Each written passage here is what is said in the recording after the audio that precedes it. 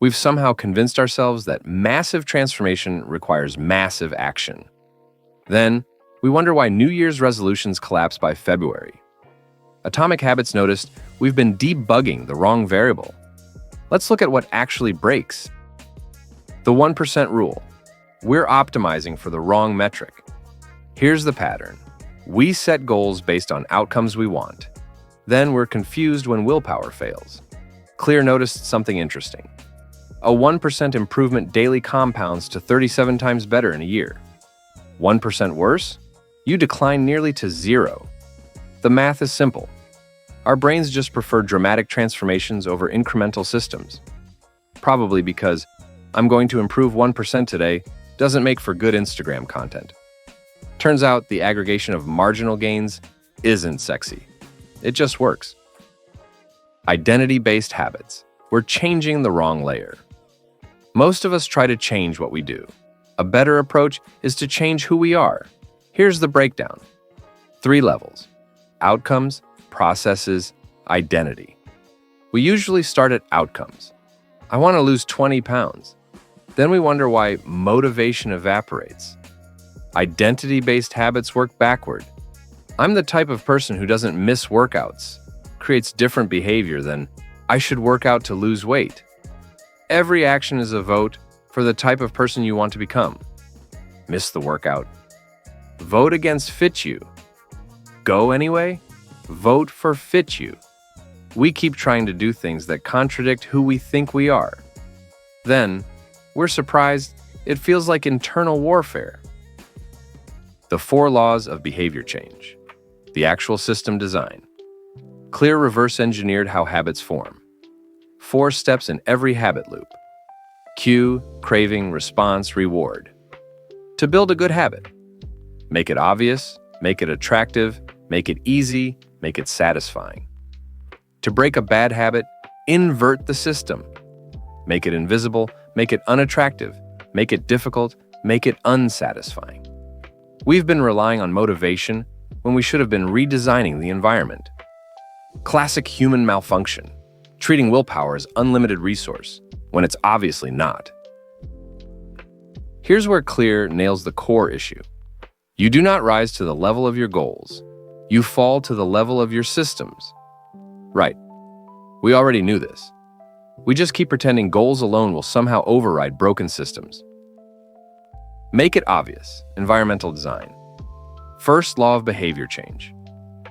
Your environment is the invisible hand shaping your behavior. Implementation intentions work because they eliminate decision fatigue. I will, behavior, at time, in, location. Specific beats vague every time. Habit stacking refers to attaching new habits to existing ones. After I pour my morning coffee, I will meditate for 1 minute. We keep thinking we'll remember to do things through sheer mental force. Meanwhile, the cookie jar sits on the counter at eye level. Fascinating how that works. Environment design beats willpower. Not sometimes, always. Make it attractive. Temptation bundling. Second law. We're more likely to do things we want to do. Groundbreaking observation, I know. Temptation bundling means to pair an action you need to do with an action you want to do. Only watch your favorite show while on the treadmill. Only get your favorite coffee after completing morning tasks. Dopamine drives behavior. Clear points out we can hack this. Link instant gratification to beneficial behavior. The brain stops distinguishing between should do and want to do. Or we can keep trying to force ourselves to do unpleasant things through guilt. That's been working great, right? Make it easy, reduce friction. Third law, and here's where we consistently self-sabotage. The 2-minute rule. When you start a new habit, it should take less than 2 minutes. Want to read more? The goal isn't read 30 pages. The goal is to read 1 page. Want to exercise? Put on workout clothes. We design friction into good habits and remove friction from bad habits. Phone unlocked and apps 1 tap away. Gym shoes buried in the closet. Then we call it a discipline problem. Classic misdirection. Clear noticed this pattern everywhere. The most effective form of learning is practice, not planning. Focus on taking action, not being in motion. We prefer researching the perfect system over using an imperfect one. Turns out, motion feels like progress without the risk of failure. Make it satisfying. Immediate rewards. Fourth law, the cardinal rule of behavior change. What is immediately rewarded is repeated. What is immediately punished is avoided. The problem is that most good habits have delayed rewards. Exercise doesn't make you fit today. Saving money doesn't make you wealthy today. But there is a solution. Add immediate gratification to delayed return habits. Habit tracking is immediate satisfaction. Visual progress triggers reward circuits. Bad habits provide immediate reward, delayed punishment. Good habits provide immediate cost, delayed reward. We're running on ancient hardware, trying to execute modern code. Never miss twice. The recovery protocol. Here's the system crash we all experience. We miss one day. Then we decide we've failed. Then we quit entirely. Clear's rule: never miss twice. Missing once is an accident. Missing twice is the start of a new pattern. Top performers miss workouts. They get sick. Life happens. The difference? They get back on track immediately.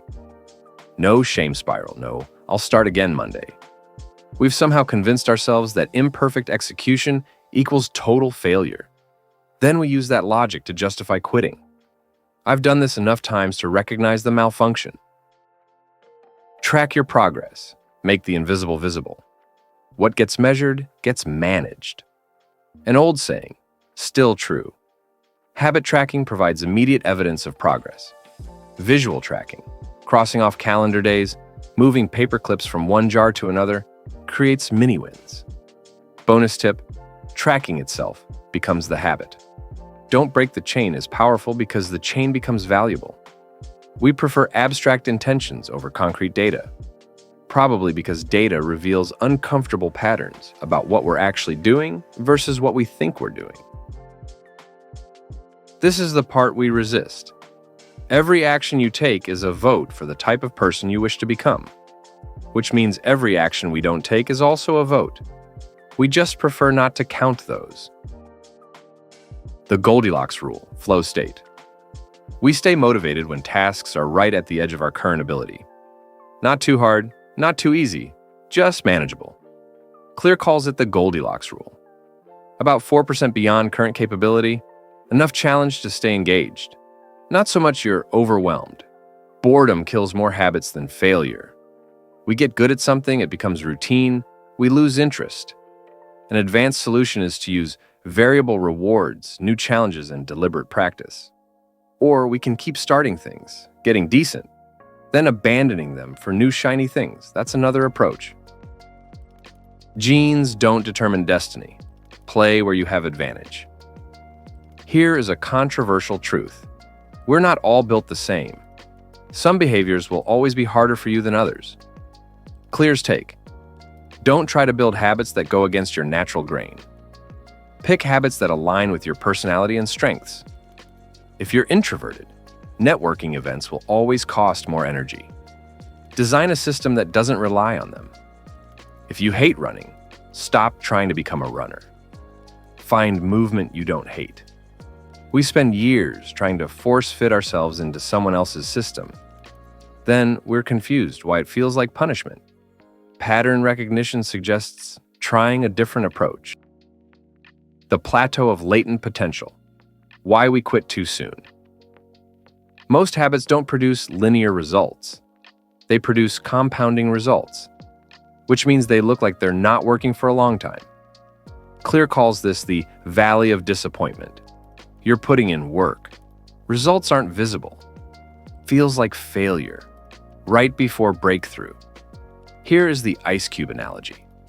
Room temperature rises from 25 to 26 to 27 degrees. The ice cube doesn't melt. Hits 32 degrees. It melts all at once. We expect immediate visible results. reality delivers delayed compounding returns. Then we quit right before the compound curve goes exponential. Fascinating how consistently we do this. Here's the uncomfortable math. Habits are the compound interest of self-improvement. Getting 1% better every day counts for a lot in the long run. Right, except compound interest is boring for months before it becomes interesting. We're not built for delayed gratification. We're built for immediate feedback. System mismatch. Practical application. So here's what Atomic Habits suggests. 4 steps. Simple enough that you'll probably overcomplicate them because simple feels insufficient. But let's try anyway. Step 1. Pick one habit, not 12. 1. Ideally something you can complete in under 2 minutes initially. Put on running shoes, not run a marathon. Step 2. Design your environment. Make the cue obvious. Lay out workout clothes the night before. Put the book on your pillow. Delete the app. Hide the cookies. We think we'll overcome bad design through discipline. We won't. Step 3. Track it visually. Calendar. Jar of paper clips. Whatever. Make progress visible. The chain itself becomes valuable. Missing becomes painful, which is the point. Step 4. Never miss twice. You'll miss. Expected outcome. Get back immediately. No shame spiral, no, I'll restart Monday, just resume. The recovery protocol matters more than perfect execution. That's it. 4 steps. You're now thinking about how to add 17 more because this seems too simple. There's the malfunction again. Maybe the problem isn't that change is hard. Maybe it's that we keep designing systems that make change impossible. Then we blame ourselves for lack of discipline. We're not unmotivated. We're just running broken code and wondering why the output's wrong. If this kind of pattern recognition is useful, subscribe. More frameworks debugged weekly. A full book link is in the description if you want the complete system breakdown. If you choose to buy Atomic Habits from this link, I may earn some commission. And if you liked this video, you'll definitely love this one. Either way, thank you for sticking until the end, and I'll see you in the next one. Bye.